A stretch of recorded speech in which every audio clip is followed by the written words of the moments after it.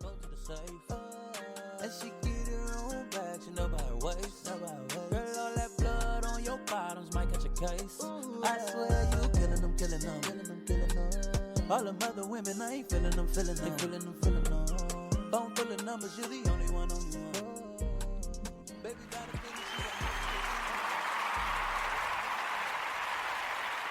All right, what's going on, you guys? Thank you for tuning back into the Let Me Speak podcast. We are in episode 11, and who I got here with me today?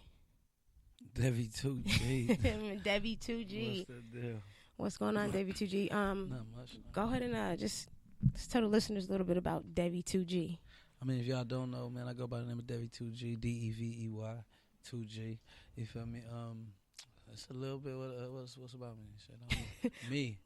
It's just me. Where you from? Like I Google me. I'm from Watts, Compton. Okay. You know, at Los Angeles. I was born and raised in the projects, moved from the projects to Compton. You know what I'm saying? And from there, grew up. All right. Can I ask how old you are? I'm forever 21.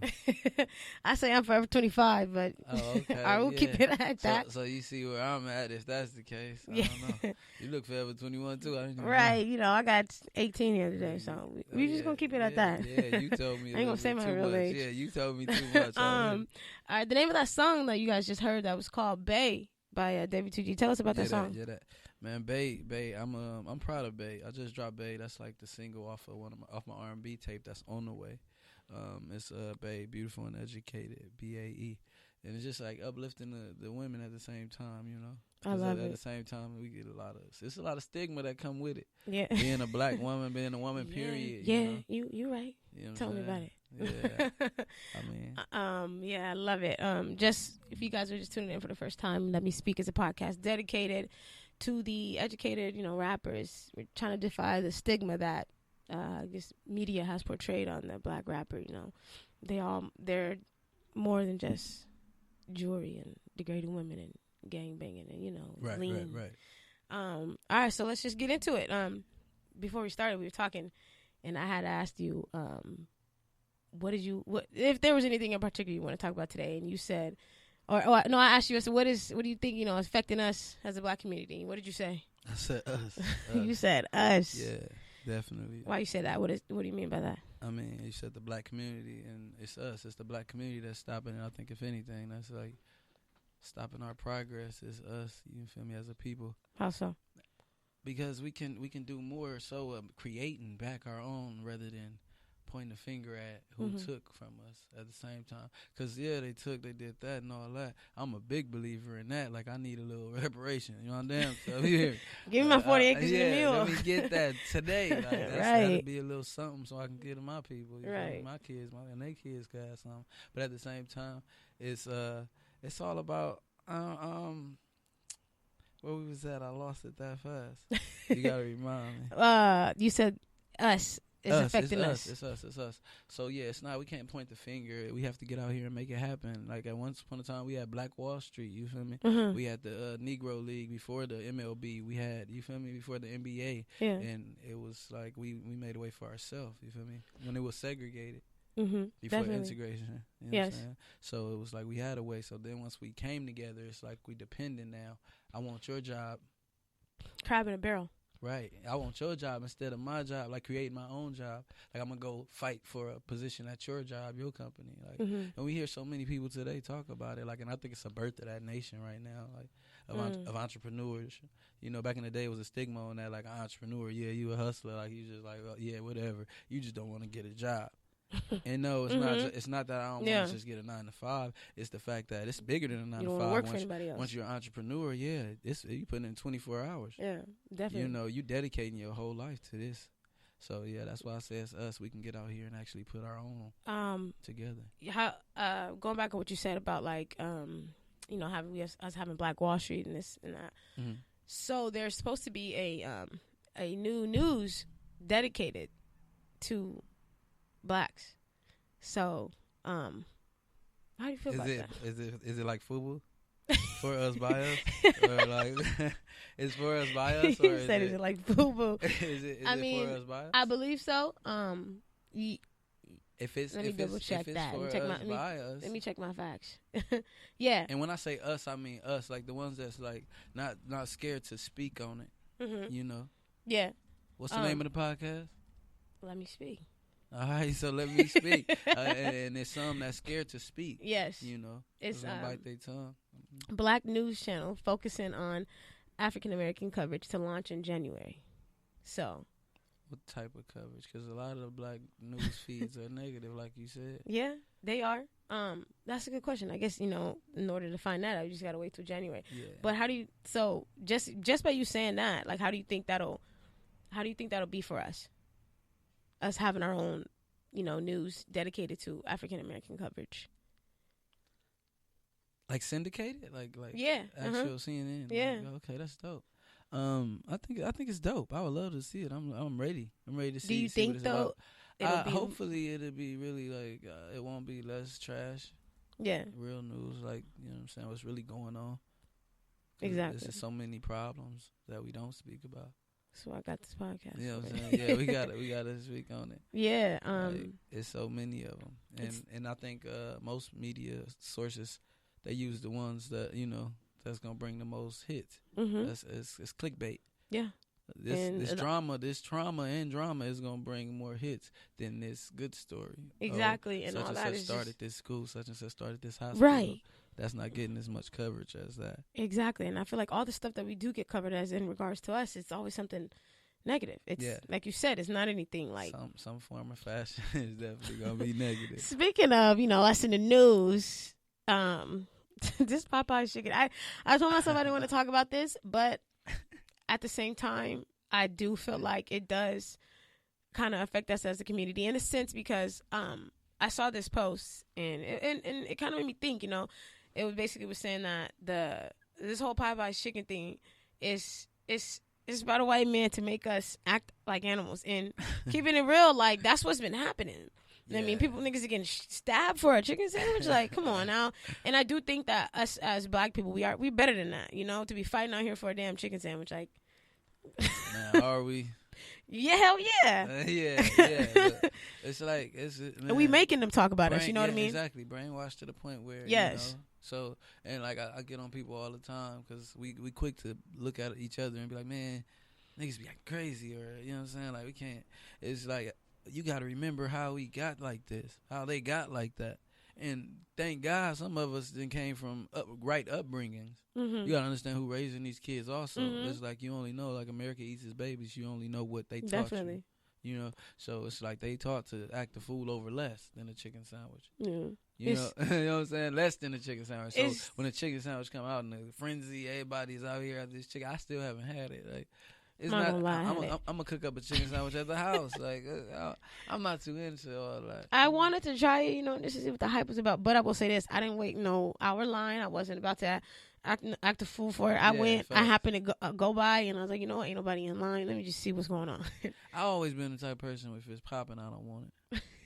Like for real, like I don't want. I'm a big Chick-fil-A fan, so I had to do the comparison. Oh yeah, you had to do the challenge, facts. Yeah. And at the same time, you gotta speak on it, like so you gotta be up with the current events. Yeah, exactly. Yeah, you're right. Yeah. You know what I'm saying? So let me get the taste in. Like I haven't. Yeah, no, I ain't worried about it. Nah.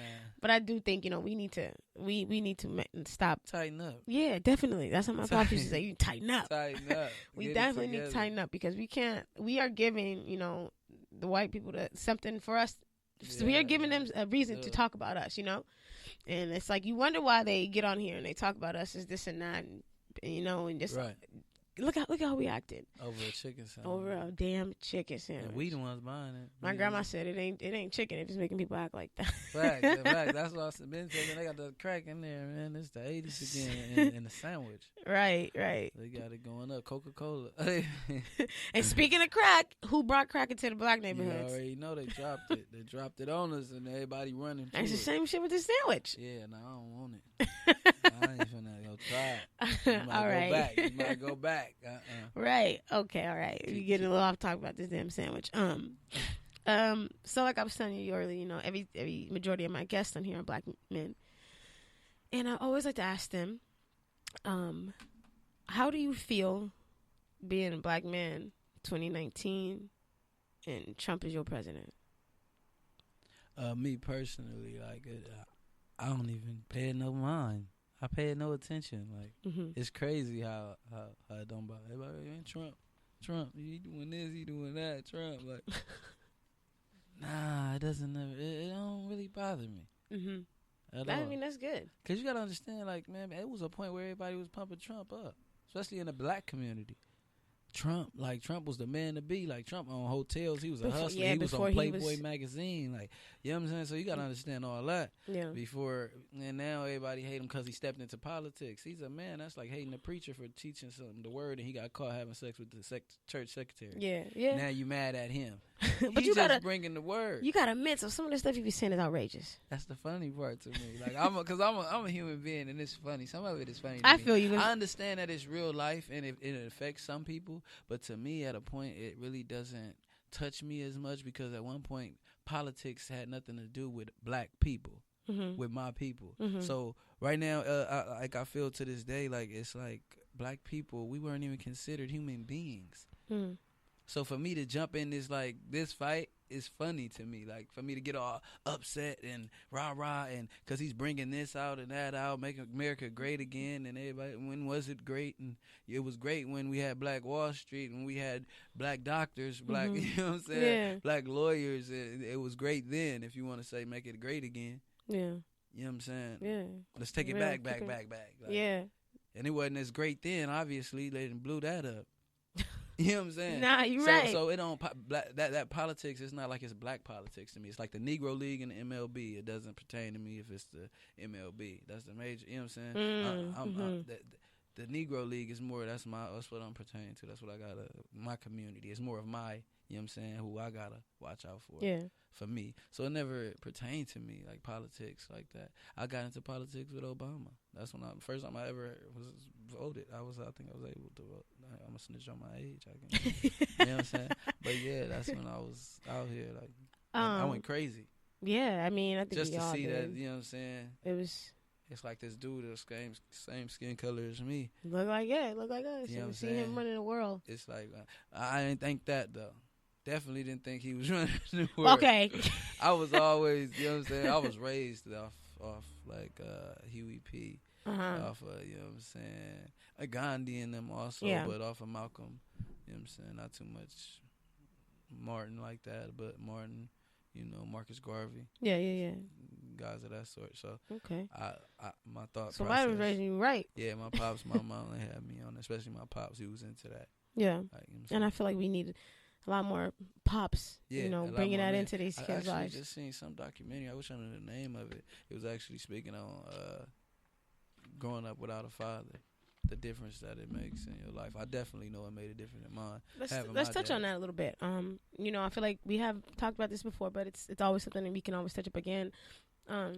Let's talk about that. You know, it's definitely not enough black men out here, black boys out here being raised by their fathers.